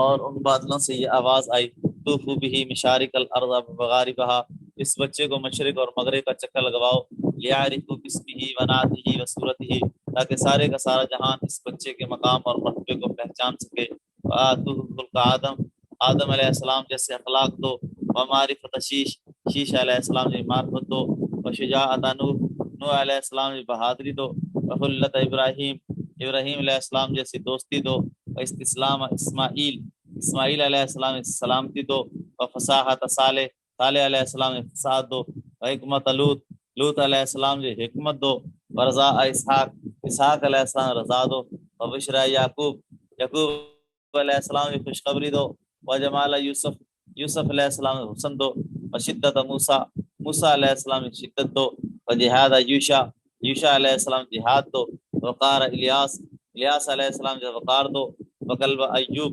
ایوب علیہ السلام دل دو، ولہنا داؤد، داؤد علیہ السلام زبان دو، وعصمت یحییٰ، یحییٰ علیہ السلام پاک دامنی دو، وزہد عیسیٰ، عیسیٰ علیہ السلام جو زہد دو، واغمسوہ فی اخلاق النبیین، تمام انبیاء کے اخلاقیات اس بچے کے اندر سجا دو۔ تو یہ سارے کے سارے اوصاف اللہ تعالیٰ نے اپنے محبوب صلی اللہ علیہ وسلم کو کب عطا فرمائے ہیں؟ کہ جب آپ ابھی کائنات میں تشریف لائے ہیں، اور یہ جو میں نے آپ کے سامنے حدیث ذکر کیا ہے کہ اس مقام اور مرتبے کو حاصل کرنے کے لیے انبیاء علیہ الصلوۃ والسلام نے دنیا میں وقت گزارا ہے، یعنی ابراہیم علیہ السلام اللہ کے دوست کب بنے ہیں کہ اللہ کے دوست اپنے بیٹے کو ذبح کیا، داؤد علیہ السلام نے جب لوگوں کو زبور سنائی تو ان کو ان زبان کا ذکر ہوا وہ اوصاف جو انبیاء نے دنیا میں وقت گزارنے کے بعد حاصل کیا، اور وہ اوصاف جو ہر نبی کا، یعنی ہر نبی منبع اوصاف ہوتا ہے، لیکن کسی ایک خاص وصف سے وہ اس دنیا میں مشہور ہوتا ہے، وہ جو اس کا وصف اعلیٰ ہے، جو اس میں نبی میں سب سے واضح اور اعلیٰ ہے، وہ وصف، وہ خوبی جو نبی نے دنیا میں وقت گزارنے کے بعد جو سب سے اعلیٰ خوبی ان میں جس سے وہ مشہور ہوا، جو میں نے ابھی ذکر کی آپ کے سامنے وہ حدیث کہ عیسیٰ علیہ السلام جیسا زہد دو و جہاد عیوشا، عیسیٰ علیہ السلام جہاد دو، یہ جو سب سے ٹاپ کی خوبی ہر نبی میں جو تھی، وہ ٹاپ کی خوبی جو نبی نے وقت گزارنے کے بعد حاصل کی، وہ اللہ تعالیٰ نے اپنے محبوب صلی اللہ علیہ وسلم کو اس وقت آپ فرمائی جب آپ کائنات میں تشریف لائے۔ اب ذرا اس تناظر میں دیکھیں آپ صلی اللہ علیہ وسلم کے مقام کو اور آپ صلی اللہ علیہ وسلم کی شان کو۔ جابر بن سمرہ فرماتے ہیں کہ ایک مرتبہ آپ صلی اللہ علیہ وسلم مسجد نبوی میں تشریف فرما تھے اور 14ویں رات کا چاند نکلا ہوا تھا، اور علیہ اللہ نمرہ، آپ نے ایک سرخ دھاری دار جوڑا پہنا ہوا تھا، یعنی ایک لباس تھا، اس میں جو لائنیں تھیں وہ سرخ ڈورے تھے اس میں۔ تو وجلت انظر الی رسول اللہ صلی اللہ علیہ وسلم الی القمر، کہ کبھی تو میں آپ صلی اللہ علیہ وسلم کے چہرے انور کی طرف دیکھتا اور کبھی میں 14ویں رات کے چاند کی طرف دیکھتا، کیونکہ 14ویں رات کا چاند زیادہ خوبصورت اور حسین ہے، یا میرے نبی صلی اللہ علیہ وسلم کا جو چہرہ مبارک ہے وہ زیادہ حسین ہے۔ تو فرماتے ہیں کہ میری آنکھوں نے یہ فیصلہ کیا کہ لہو احسن فی عین من القمر، میری آنکھوں نے فیصلہ کیا کہ نبی کریم صلی اللہ علیہ وسلم کا جو مبارک چہرہ ہے وہ تو 14ویں رات کے چاند سے بھی زیادہ خوبصورت اور حسین ہے۔ تو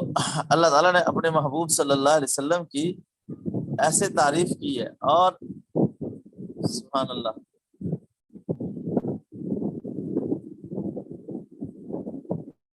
اور آپ صلی اللہ علیہ وسلم کے بارے میں اللہ تعالیٰ نے خود فرمایا ہے کہ میرے محبوب میں آپ کو وہ علم دوں گا، سنقرئک فلا تنسا، جو ہم آپ کو پڑھا دیں گے اے میرے محبوب صلی اللہ علیہ وسلم، آپ اس کو بھولیں گے بھی نہیں۔ اور آپ صلی اللہ علیہ وسلم کو اللہ تعالیٰ نے ساری انسانیت کی طرف جیسے کہتا نا کہ اے لوگوں میں تمام انسانوں کی طرف رسول بنا کر بھیجا، وما ارسلناک الا کافۃ للناس، کہ اللہ تعالیٰ نے آپ صلی اللہ علیہ وسلم کو تمام انسانوں کے لیے نبی بنا کر بھیجا، یا ایھا الناس انی رسول اللہ الیکم جمیعا۔ یہ بھی اعزاز صرف رسول پاک صلی اللہ علیہ وسلم کو حاصل ہے کہ اللہ تعالیٰ نے آپ صلی اللہ علیہ وسلم کو تمام انسانوں کی طرف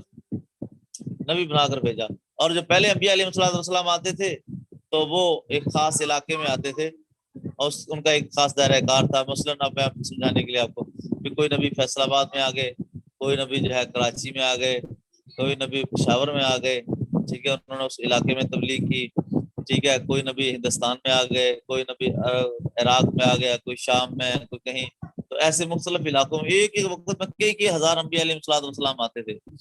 اور ہر نبی کے لیے صرف وہ ایک خاص علاقہ متعین ہوتا تھا کہ آپ نے اس خاص علاقے کے لوگوں کو ہی دعوت دینی ہے۔ مثلا فیصل آباد کا ہے تو آپ نے صرف فیصل آباد والوں کو ہی دعوت دینی ہے اور کسی کو نہیں دینی۔ تو آپ صلی اللہ علیہ وسلم کو اللہ تعالیٰ نے کیا اعزاز فرمایا کہ انی رسول اللہ الیکم جمیعا، کہ میں تم سب کی طرف قیامت تک کے آنے والے تمام انسانوں کی طرف اللہ تعالیٰ نے مجھے جو ہے وہ رسول بنا کر جو ہے وہ بھیجا ہے۔ اور پھر اللہ جل شانہ نے احسان بھی فرمایا قرآن پاک میں کہ ہم نے تم پر یہ احسان کیا ہے کہ ہم نے تمہارے اوپر یہ احسان کیا ہے کہ رسول اللہ صلی اللہ علیہ وسلم کی مبارک ذات کو جو ہم نے آپ کی طرف نبی بنا کر بھیجا ہے، یہ ہم نے آپ پر احسان کیا ہے۔ اور پھر اللہ جل شانہ نے قرآن پاک میں رسول اللہ صلی اللہ علیہ وسلم کی بھیجنے کے مقصد کو بھی ذکر کیا ہے کہ ہم نے اپنے محبوب کو کیوں نبی بنا کر بھیجا ہے، والذی بعث فی الامیین رسولا منہم یتلو علیہم آیاتہ ویزکیہم ویعلمہم الکتاب والحکمہ، کہ ہم نے جو ہے اللہ وہ ذات ہے جس نے ان میں سے یعنی ان عرب میں سے ہی جو ہے آپ صلی اللہ علیہ وسلم کو رسول بنا کر بھیجا، جو آپ پر اللہ کی آیتیں پڑھ پڑھ کے سناتے ہیں، جو ان کے تزکیہ نفس کرتے ہیں اور ان کو کتاب اور حکمت، ان کو قرآن پاک سکھاتے ہیں اور حکمت کی باتیں ان کو بتاتے ہیں۔ تو آپ صلی اللہ علیہ وسلم کی بعثت کا مقصد بھی اللہ جل شانہ نے، یعنی ہمارا جو موضوع تھا وہ یہی تھا کہ قرآن پاک میں جو آپ صلی اللہ علیہ وسلم کی جو سیرت کا بیان ہے وہ کس کون کون سے پہلو ہیں۔ ایک تو یہ کہ آپ تمام انسانوں کی طرف نبی بنا کر بھیجے گئے ہیں،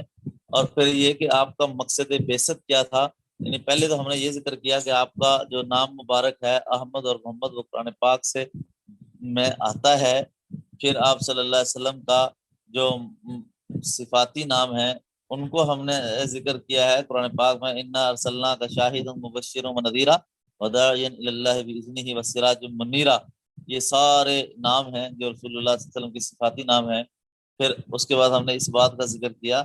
کہ اللہ تعالیٰ نے آپ کو تمام انسانیت کے لیے رسول بنا کر بھیجا ہے، اور بھیجا کیوں ہے، مقصد کیا تھا، والذی بعث فی الامیین رسولا، کہ آپ نے ان امیوں کی طرف رسول بنا کر آپ کو بھیجا گیا، یتلو علیہم آیاتی، تاکہ آپ ان پر اللہ کی آیتیں ان کو سنائیں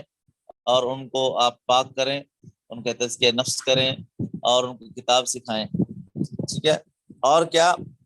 اللہ تعالیٰ نے قرآن پاک میں اپنے محبوب صلی اللہ علیہ وسلم کو اس بات کا بھی حکم دیا کہ میرے محبوب جو ہم نے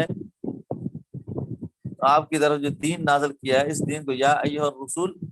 بلغ ما انزل الیک من ربک، کہ آپ کو جو آپ کے رب نے جو پیغام دیا ہے، جو آپ کی رسپانسبلٹی لگائی ہے، اے میرے محبوب صلی اللہ علیہ وسلم آپ اپنا پیغام، اللہ کا پیغام ان لوگوں تک جو ہے وہ پہنچا دیں۔ اور اللہ تعالیٰ نے اس بات کی ساتھ خوشخبری بھی سنائی کہ ہم نے یہ جو آپ کو دین جو دیا ہے، یا جس پیغام کے لیے ہم نے آپ کو مبعوث کیا ہے، جو پیغام ہم دے کر آپ کو بھیج رہے ہیں، وہ والذی ارسل رسولہ بالہدی ودین الحق لیظہرہ علی الدین کلہ ولو المشرکون، کہ اللہ تعالیٰ اس دین کو تمام دینوں پر جتنے بھی مذاہب ہیں ان پر یہ دین غالب آ کر رہے گا۔ یہ بھی ساتھ اللہ تعالیٰ نے خوشخبری قرآن پاک کے اندر ذکر فرمائی کہ آپ میرے محبوب صلی اللہ علیہ وسلم یہ دین ہم نے آپ کو دیا ہے، یہ دین ایسا نہیں ہے کہ جو غالب نہ آئے، بلکہ یہ تو وہ دین ہے جو تمام دینوں کے اوپر ہے وہ غالب آئے گا۔ ٹھیک ہے جی۔ اور قرآن پاک میں آپ صلی اللہ علیہ وسلم کے بارے میں کیا ہے، آپ کی عبادات کا ذکر ہے۔ جب آپ صلی اللہ علیہ وسلم ساری ساری رات اللہ جل شانہ کے ہاں کھڑے رہتے اور اللہ کے ہاں کی آزاری فرمایا کرتے تھے اور روتے تھے، تو اللہ تعالیٰ نے یہ آیت نازل فرمائی، طٰہٰ مَا أَنزَلْنَا عَلَيْكَ الْقُرْآنَ لِتَشْقَىٰ، اے میرے محبوب ہم نے قرآن آپ پر اس لیے نازل نہیں کیا کہ آپ اپنے آپ کو مشقت میں ڈال لیں، فَلَعَلَّكَ بَاخِعٌ نَفْسَكَ عَلَىٰ آثَارِهِمْ إِن لَّمْ يُؤْمِنُوا بِهَٰذَا الْحَدِيثِ أَسَفًا، اس بات کی آپ ان کو دعوت دے رہے ہیں، اور اگر یہ آپ کی بات کو نہیں مانیں گے تو کیا آپ ہم کے اندر اس پریشانی میں اپنے آپ کو ہلاک کریں گے؟ نہ نہ میرے محبوب آپ ایسا نہ کریں کہ آپ ساری ساری رات کھڑے رہتے ہیں، آپ ساری ساری رات کھڑے ہو کے اپنی امت کے لیے روتے ہیں، نہیں، اللہ پاک نے فرمایا قم اللیل الا قلیلا، میرے محبوب صلی اللہ علیہ وسلم ساری ساری رات آپ نہ کھڑے ہوا کریں، ساری ساری رات اپنی امت کے لیے آپ روتے ہیں، ایسا نہ کریں، بلکہ کیا نصفہ او انقص منہ قلیلا، کہ آدھی رات یا آدھی رات سے بھی کچھ کم کھڑے ہوا کریں، اور جو ہے اپنے مدنی آپ صلی اللہ علیہ وسلم کے جو پاؤں مبارک تھے وہ رات کو لمبا قیام کرنے کی وجہ سے سوج جاتے تھے، اور جیسے حدیث پاک میں آتا ہے کہ سرور کونین صلی اللہ علیہ وسلم ایک ساری رات بس یہی آیت آپ تلاوت فرماتے رہے کہ ان تعذبہم فإنہم عبادک فإن تغفر لہم فإنک انت العزیز الحکیم، ساری رات رسول اللہ صلی اللہ علیہ وسلم ساری رات یہی آیت کہ اللہ ان تعذبہم فإنہم عبادک، کہ اگر آپ ان کو عذاب دیں، سزا دیں، تو آپ مالک ہیں، اور مالک کو یہ حق حاصل ہے کہ وہ اس کے جو مملوک ہے اس کو سزا دے سکتا ہے، لیکن اللہ اگر آپ معاف کر دیں تو آپ کا معاف کرنا بھی حکمت کے موافق ہوگا۔ اب بتائیں کہ ساری رات ایک ہی بات، ایک ہی الفاظ کو دہراتے رہنا کتنا غم تھا رسول پاک صلی اللہ علیہ وسلم کو، میرا اور آپ کا، بلکہ ایک حدیث پاک میں تو یہاں تک بھی آتا ہے کہ آپ صلی اللہ علیہ وسلم نے قرآن پاک کی آیتیں تلاوت فرمائی، ربی انہن اضللن کثیر من الناس فمن تبعنی فانہ منی ومن عصانی فانک غفور رحیم۔ یہ حضرت ابراہیم علیہ السلام کی دعا تھی۔ ابراہیم علیہ السلام اپنی قوم کے لیے دعا مانگتے تھے کہ اللہ ان بتوں نے بہت سے لوگوں کو گمراہ کر دیا ہے، جنہوں نے میری اتباع کی وہ مجھ میں سے ہیں، اور جنہوں نے میری نافرمانی کی کتاب ان کو بخشنے والے اور مہربان ہیں۔ تو آپ صلی اللہ علیہ وسلم جب یہ آیت تلاوت فرمائی، اور پھر دوسری آیت جو ہے عیسیٰ علیہ السلام کی 11 بجے اپنے موبائل سے پانی دے مجھے، اس وقت بند کر، اس طریقے آن ہے۔ اچھا، تو دوسری آیت یہی جو عیسیٰ علیہ السلام کی دعا کے الفاظ تھے۔ عیسیٰ علیہ السلام اپنی امت کے دعا فرمایا کرتے تھے، ان تصدقهم فإنهم عبادك وإن تغفر لهم فإنك أنت العزيز الحكيم، کہ آپ صلی اللہ علیہ وسلم نے جب یہ دونوں آیتیں تلاوت فرمائیں کہ ہر نبی نے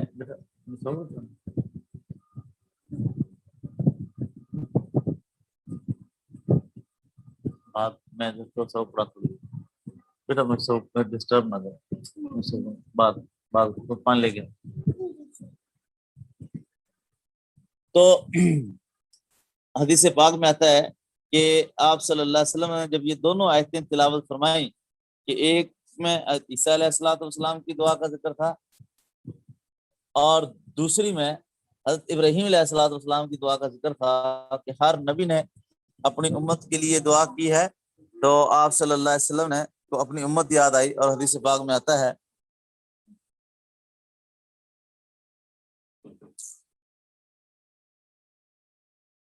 فرفع یدیہ کہ رسول پاک صلی اللہ علیہ وسلم نے اپنے مبارک ہاتھوں کو بلند فرمایا اور فرمایا اللہم امتی امتی، اللہم امتی امتی، اے اللہ میری امت، اے اللہ میری امت، اے اللہ میری امت و بقا، یہاں تک کہ رسول اللہ صلی اللہ علیہ وسلم کی مبارک آنکھوں سے آنسو جاری ہوئے۔ اب بیٹا غور کریں کہ کس درد، اب یہ لفظ میں نے بھی کہے، آپ نے بھی سنے، تو ہمیں تو کوئی اثر نہیں ہوا، تو کس غم کے ساتھ رسول پاک صلی اللہ علیہ وسلم نے یہ الفاظ ادا فرمائے ہوں گے، یا اللہ میری امت، یا اللہ میری امت، اور آپ صلی اللہ علیہ وسلم کی آنکھوں سے آنسو جاری ہوئے۔ طائف کے موقع پر رسول اللہ صلی اللہ علیہ وسلم پر پتھر برسائے گئے، آپ زخمی ہوئے، خون مبارک نکلا، آپ کی آنکھوں سے آنسو جاری نہیں ہوئے۔ آپ کی بیٹیوں کو الاعلان طلاقیں ہوئی، آپ کی آنکھوں سے جاری نہیں ہوئے۔ غزوہ احد میں رسول پاک صلی اللہ علیہ وسلم کے دانت مبارک شہید ہوئے، سر مبارک زخمی ہوا، آنکھوں سے آنسو جاری نہیں ہوئے۔ لیکن اس امت کے لیے جب امت کا لفظ آیا تو آپ نے فرمایا اللہم امتی امتی، یا اللہ میری امت، یا اللہ میری امت، یا اللہ میری امت و بقا، اور آپ صلی اللہ علیہ وسلم کی آنکھوں سے آنسو جاری ہوئے۔ تو اللہ تعالیٰ نے جبرائیل علیہ السلام سے فرمایا کہ یا جبرائیل اذهب الی محمد فاسألہ ما یبکیک، یا جبرائیل آپ محمد صلی اللہ علیہ وسلم کے پاس جائیں اور جا کر میرے محبوب صلی اللہ علیہ وسلم سے یہ پوچھیں کہ وہ کیوں رو رہے ہیں۔ وجاء جبرائیل علیہ السلام الی النبی صلی اللہ علیہ وسلم، حضرت جبرائیل علیہ السلام نبی کریم صلی اللہ علیہ وسلم کی خدمت میں حاضر ہوئے اور آ کر عرض کیا کہ یا رسول اللہ صلی اللہ علیہ وسلم ما یبکیک، آپ کیوں رو رہے ہیں؟ فاخبرہ النبی صلی اللہ علیہ وسلم، تو خبر دی انہیں رسول اللہ صلی اللہ علیہ وسلم نے کہ میں اپنی امت کے بارے میں رو رہا ہوں کہ میری امت کا جو ہے وہ کیا بنے گا۔ تو جبرائیل علیہ السلام واپس گئے اور جا کر اللہ جل شانہ کو بتایا، تو اللہ جل شانہ نے فرمایا کہ آپ محمد صلی اللہ علیہ وسلم کے پاس جائیں اور جا کر ان سے یہ کہہ دیں کہ میرے محبوب صلی اللہ علیہ وسلم ہم آپ کو راضی کریں گے،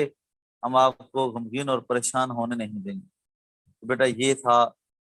رسول پاک صلی اللہ علیہ وسلم کا اپنی امت کے لیے رونا اور اپنی امت کے لیے غم کا کرنا۔ تو جس کو اللہ تعالیٰ نے قرآن پاک میں، یعنی آپ کی جو دعوت ہے کہ اپنی امت کے لیے کس طرح، جیسے سیدہ عائشہ صدیقہ رضی اللہ عنہا فرماتی ہیں کہ ایک مرتبہ رسول اللہ صلی اللہ علیہ وسلم میرے پاس تشریف فرما تھے، تو میں نے دیکھا کہ آپ صلی اللہ علیہ وسلم بہت زیادہ خوش ہیں۔ میں نے کہا کہ یا رسول اللہ صلی اللہ علیہ وسلم ادعو اللہ لی، آپ اللہ تعالیٰ سے میرے لیے دعا فرمائیں۔ تو آپ صلی اللہ علیہ وسلم نے فرمایا اللہم اغفر لی عائشہ ما تقدم من ذنبها وما تاخر وما اعلنت وما اسرت، اے اللہ عائشہ کے اگلے گناہ، عائشہ کے پچھلے گناہ، عائشہ کے ظاہری گناہ، اے اللہ عائشہ کے بعد، اے اللہ عائشہ کے سارے گناہ معاف فرما دے۔ فضحكت عائشة رضی اللہ تعالی عنہا حتی سقط رأسها في حجرها من الضحك. سیدہ عائشہ صدیقہ اتنی خوش ہوئی کہ خوشی سے کبھی سر ادھر لگ رہا ہے کبھی ادھر لگ رہا ہے. تو آپ صلی اللہ علیہ وسلم نے فرمایا آیا سوری کی دعا یہ عائشہ آپ کو میری دعا سے بہت زیادہ خوشی ہوئی؟ تو حضرت عائشہ صدیقہ رضی اللہ تعالی عنہا نے عرض کیا لما لا یسرنی دعا، اللہ کے نبی صلی اللہ علیہ وسلم مجھے آپ کی دعا سے خوشی کیوں نہ ہوتی، مجھے بہت خوشی ہوئی ہے کہ آپ نے میری دعا فرمائی ہے. تو آپ نے فرمایا واللہ انہا لدعوتی لامتی فی کل صلاۃ، عائشہ اللہ کی قسم جس دعا پر تو خوش ہوئی ہے یہ دعا تو میں اپنی امت کے لیے ہر نماز کے بعد کرتا ہوں. تو یہ غم تھا رسول پاک صلی اللہ علیہ وسلم کا اپنی امت کے حوالے سے. اور جی بیٹا آپ کے میں اس کو پھر دوبارہ کر لیتے ہیں. تو اور قرآن پاک میں کیا ہے کہ اللہ تعالیٰ نے آپ صلی اللہ علیہ وسلم کی اس پہلو کو بھی ذکر فرمایا ہے، اس دعوتی پہلو کو کہ جس میں آپ صلی اللہ علیہ وسلم نے لوگوں کو دعوت دی. اور جیسے صفا پہاڑی پر سرور کونین صلی اللہ علیہ وسلم نے تمام جو عرب قبائل تھے ان کو دعوت دی، بلایا اور وہ لوگ اکٹھے ہو گئے. تو آپ نے فرمایا کہ اگر میں تم سے یہ کہوں کہ یہ قافلہ ادھر سے حملہ کرے گا تو کیا تم میری تصدیق کرو گے؟ نے کہا بالکل تصدیق کریں گے کیونکہ ہم نے آپ کی زبان سے کبھی جھوٹ کا لفظ سنا ہی نہیں ہے. تو آپ نے فرمایا کہ پھر سن لو کہ میں اللہ کا رسول ہوں. آپ نے ان کو دین کی دعوت دی. تو بدبخت ابو لہب نے یہ کہا کہ آپ نے ہمیں کسی کے لیے یہاں پہ بلایا تھا. تو آپ صلی اللہ علیہ وسلم کی شان میں گستاخی کی تو جس پر اللہ تعالیٰ نے یہ آیتیں نازل فرمائی تبت یدا ابی لہب وتب ما اغنی عنہ مالہ وما کسب، کہ ابو لہب کے ہاتھ ٹوٹ جائیں اور وہ ہلاک ہو جائے کہ وہ ہمارے محبوب کی شان کے طرف گستاخی کرتا ہے.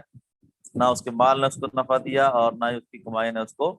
نفع دیا، حتیٰ کہ اس کی بیوی کا بھی ساتھ ذکر فرما دیا کہ وہ بھی رسول پاک صلی اللہ علیہ وسلم کو راستے کے اندر تکلیف دینے والی، یعنی جس طرح آتا ہے کانٹے وغیرہ بھی چھا دیتی تھی جس سے رسول اللہ صلی اللہ علیہ وسلم کو تکلیف پہنچے، اس کا بھی ذکر فرما دے. حمالۃ الحطب، کہ اس کی جو بیوی ہے وہ بھی قیامت کے دن جہنم میں ہوگی.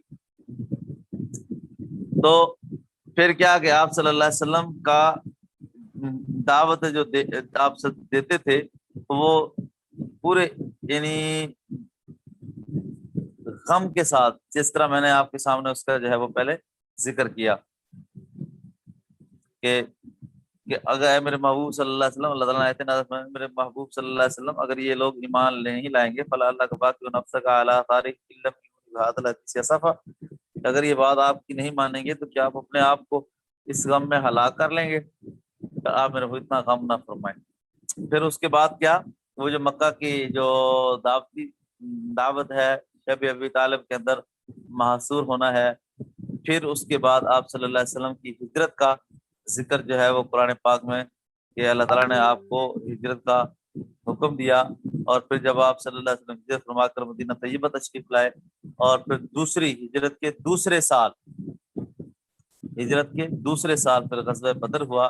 اس کا ذکر اللہ جل شانہ نے قرآن پاک میں بڑی ہی تفصیل کے ساتھ کیا. اور پھر بلکہ اس کا بھی ذکر کیا کہ جو آپ کنکریاں آپ نے پھینکی تھیں وَإِذْ رَمَيْتَ وَمَا رَمَيْتَ وَلَٰكِنَّ اللَّهَ رَمَىٰ، کہ وہ جو کنکریاں پھینکی تھی اے میرے محبوب صلی اللہ علیہ وسلم وہ آپ نے نہیں پھینکی تھی بلکہ وہ تو اللہ تعالیٰ نے پھینکی تھی. پھر اس کے بعد غزوہ احد ہوا.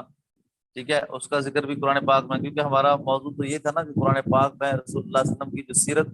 بیان کی گئی ہے تو یہ جو غزوات ہیں یہ بھی آپ صلی اللہ علیہ وسلم کی سیرت ہیں. یعنی آپ کی ذات، آپ کی شان، آپ کا مقام اور مرتبہ یہ بھی آپ کی سیرت. آپ کا مکہ مکرمہ میں وہ جو دعوت دینا لوگوں کو یہ بھی آپ صلی اللہ علیہ وسلم کی سیرت، یعنی قرآن پاک سے ثابت ہے. آپ صلی اللہ علیہ وسلم کو مشرکین مکہ کو دعوت دینا، پھر غزوہ بدر کا واقعہ ہونا. بیٹا وہ دودھ نکل گیا سارا زینب.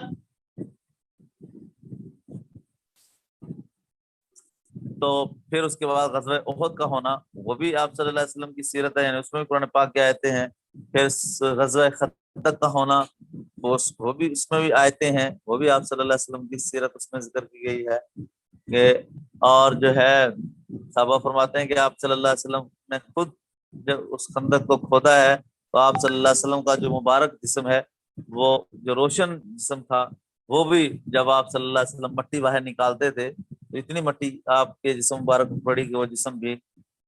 ڈھک گیا، یعنی پورے جسم پر رسول پاک صلی اللہ علیہ وسلم کے اندر کی مٹی پڑی۔ پھر جو ہے صلح حدیبیہ کے موقع پر جب صلی اللہ علیہ وسلم نے بیعت رضوان لی، اس کا بھی ذکر قرآن پاک میں ہے کہ جس میں کہ جب آپ ان سے بیعت کر رہے تھے تو اللہ تعالیٰ کو یہ بیعت بہت زیادہ پسند آئی۔ پھر اس کے بعد آپ صلی اللہ علیہ وسلم کا فتح مکہ میں فتح مکہ کا ہونا اور آپ صلی اللہ علیہ وسلم کا مکہ کے اندر فاتحانہ انداز کے اندر جو ہے وہ داخل ہونا، یہ بھی قرآن پاک میں موجود ہے۔ پھر اور آپ صلی اللہ علیہ وسلم کا کثیر امت ہونا، جیسے آپ صلی اللہ علیہ وسلم کو مشرکین مکہ نے کہا تھا کہ آپ تو ابتر ہیں، آپ کی نسل آگے نہیں چل سکے گی، اللہ تعالیٰ نے فرمایا کہ انا اعطیناک الکوثر فصلی لربک وانحر ان شانک هو الابتر۔ پھر آپ صلی اللہ علیہ وسلم کے جو کچھ اخلاقی پہلو ہیں، سید عائشہ صدیقہ رضی اللہ عنہا سے پوچھا گیا کہ آپ صلی اللہ علیہ وسلم کے اخلاق کیا ہیں، تو آپ نے فرمایا کہ آپ قرآن نہیں پڑھتے، کہ اللہ تعالیٰ قرآن پاک میں فرماتے ہیں انک لعلی خلق عظیم۔ اور پھر اللہ تعالیٰ نے قرآن پاک میں آپ کی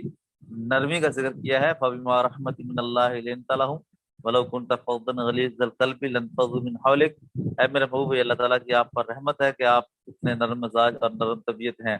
پھر آپ صلی اللہ علیہ وسلم کا غم خار امت ہونا، عزیز علیہ ما عنتم حریص علیکم، کہ آپ اپنی امت کے لیے حریص ہیں، آپ اپنی امت کے تڑپے ہیں۔ اور پھر جو ہے قرآن پاک میں آپ صلی اللہ علیہ وسلم بالمؤمنین رؤوف الرحیم، مومنوں سے پیار کرنے والے ہیں، بڑے ان سے ہمدرد ہیں، رحم کرنے والے ہیں۔ اور پھر آپ صلی اللہ علیہ وسلم کی رحمت کا ذکر ہے، عالمین وما ارسلناک الا رحمۃ للعالمین ہے۔ پھر معلم بنا کر بھیجا گیا، کما ارسلنا فیکم رسولا منکم یتلو علیکم آیاتنا ویزکی ویعلمکم الکتاب والحکمۃ ویعلمکم ما لم تکونوا تعلمون۔ ٹھیک ہے جی، اس کا ذکر ہے۔ پھر آپ صلی اللہ علیہ وسلم اپنی مرضی سے کوئی بات نہیں فرماتے، وما ینطق عن الهوى ان هو الا وحی یوحی، کہ آپ اسی بات کو ہی ذکر فرماتے ہیں جو اللہ جل شانہ آپ کو وہی فرماتے ہیں۔ تو اس کے بعد آپ صلی اللہ علیہ وسلم کا یعنی حجۃ الوداع کے موقع پر آپ کا تشریف لانا ہے، اور پھر یہاں آخری خطبہ ارشاد فرمانا ہے، اور پھر جو آخری آیا اتا الیوم اکملت لکم دینکم واتممت علیکم نعمتی ورضیت لکم الاسلام دینا۔ یہ آپ صلی اللہ علیہ وسلم کے، خیر یہ تو موضوع اتنا لمبا تھا کہ بہت زیادہ اس پہ وقت صرف ہو سکتا تھا، ہم نے مختصر جو ہے نا اس کو ذکر کر دیا ہے۔ تو اب بیٹا کوئی بات پوچھنا چاہے تو آپ مجھ سے پوچھ لیں۔ یہ جو 2 سوال پڑھائے ہیں اس میں اگر کوئی آپ سوال کرنا چاہیں، پوچھنا چاہیں تو پوچھ لیں۔ ہے جی بیٹا، کوئی سوال پوچھنا چاہیں تو آپ لوگ پوچھ لیں۔ 50 پہ ہم کال ختم کر دیں گے، 5 7 10 منٹ ہیں ابھی، کیونکہ یہ نہ کہے کہ میم آپ نے 11 بجے تک لیکچر کیوں نہیں لیا۔